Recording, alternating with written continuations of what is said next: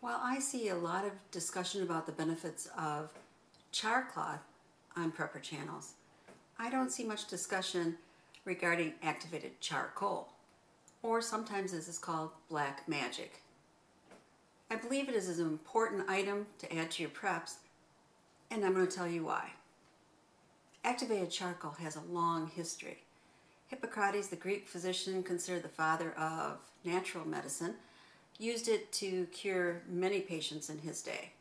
Charcoal itself has been used as far back as 1500 BC for odor control, specifically controlling the odor of rotting flesh. Ancient sea explorers scorched the inside of wood barrels and stored their water in it on long sea voyages to keep it potable for a longer period of time.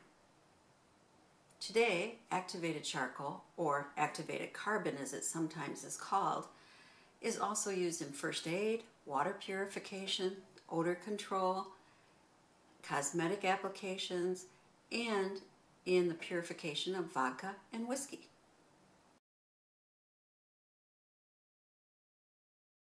So how is activated charcoal different from regular charcoal?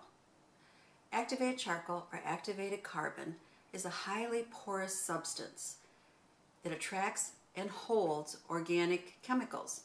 Charcoal is made from wood or coconut shells by heating it at very, very high temperatures, 800 to 1200 degrees Fahrenheit, with very low oxygen concentration. This creates a char and removes the methane, hydrogen, and tar from the wood. It also reduces the weight of the wood by 75%, and what is left is mostly carbon. Next, the char is activated by steam or chemicals to develop an interconnected series of holes or pores inside the carbon.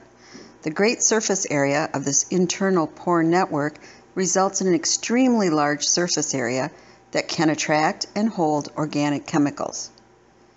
Believe it or not, 1 tablespoon of activated charcoal powder is said to have the same surface areas as 2 football fields. I think now you know why it is called black magic. Here is a bit of science knowledge to impress your friends with. Now, activated carbon does not absorb, it adsorbs. That's A-D-S-O-R-B-S. Rather than absorbing molecules within, it adsorbs the molecules to its surface area only. Thus, the molecules stick to the surface of the activated charcoal particles. It can adsorb as much as half of its weight of various substances. In the 19th century, French scientists performed the first systematic studies of activated charcoal as an antidote. Just about every website that covers activated charcoal relates the same story.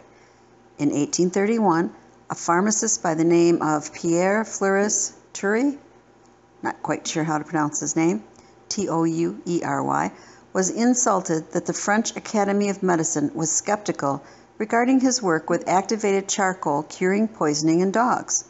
So he appeared before the Academy and a very large audience. He calmly swallowed 1 gram of strychnine, that is 10 times the fatal dose, and he mixed it with 15 grams of activated charcoal.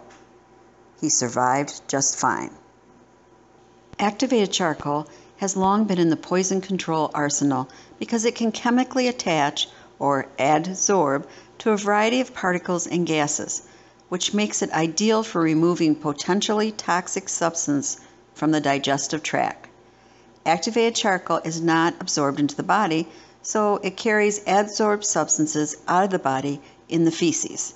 It is especially useful in food poisoning, something that could occur much more often in a SHTF situation. On the SOScare.com website, I found a list of adsorbed toxins. These are agents well adsorbed by activated charcoal.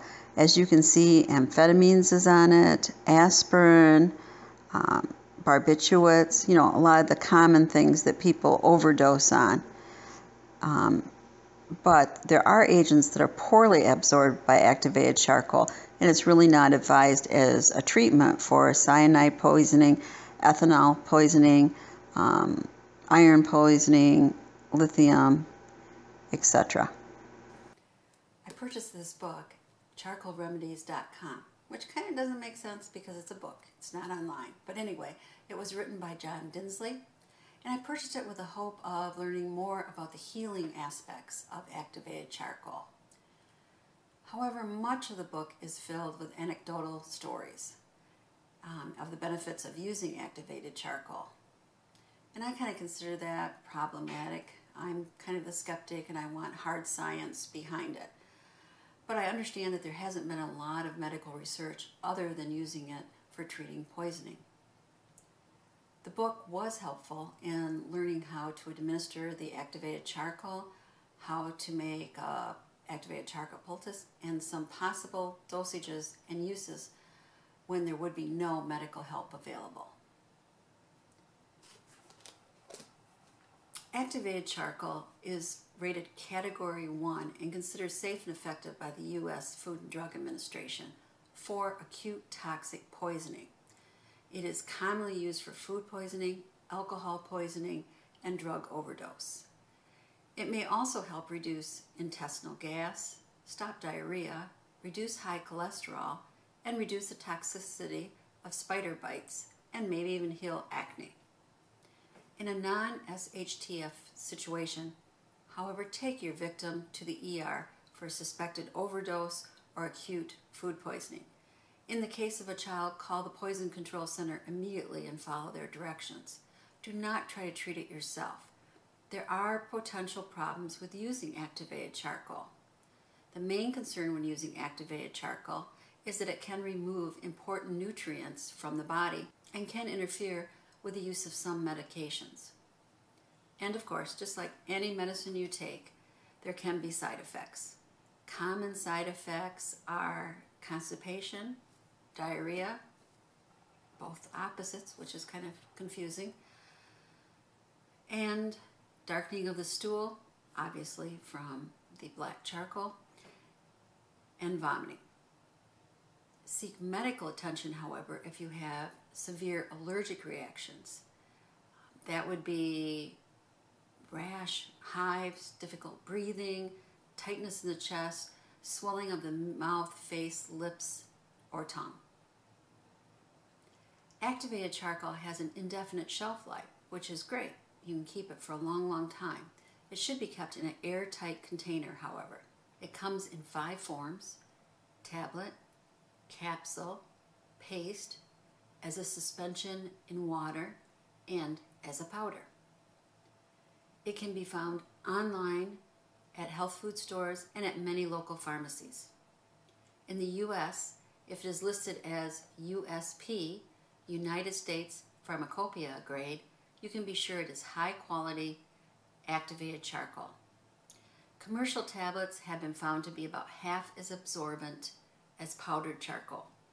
In most cases, tablets are about 75% activated charcoal and 25% binding ingredients. Chewing the tablets, however, can help for a quicker release. Whenever you are handling activated charcoal, be very, very careful.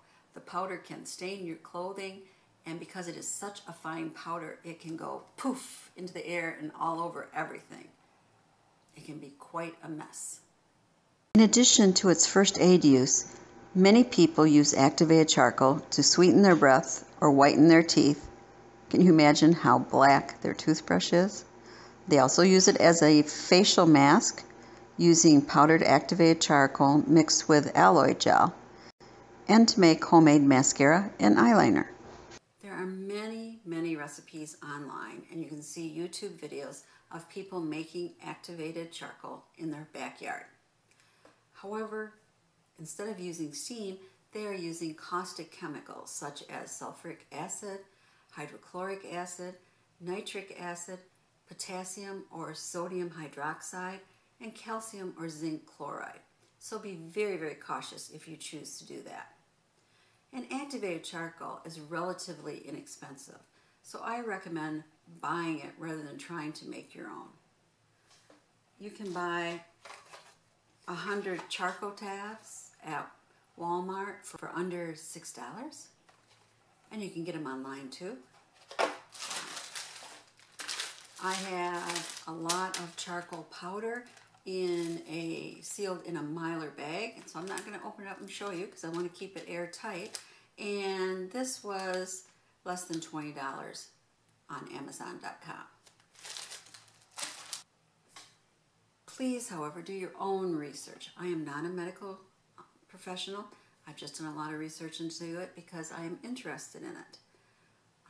I encourage you to check it out and maybe pick up a little black magic for your preps. If you do use activated charcoal, I'd love to know what you think of it. Please comment below. This is Prepper Potpourri, asking you to subscribe and share the knowledge.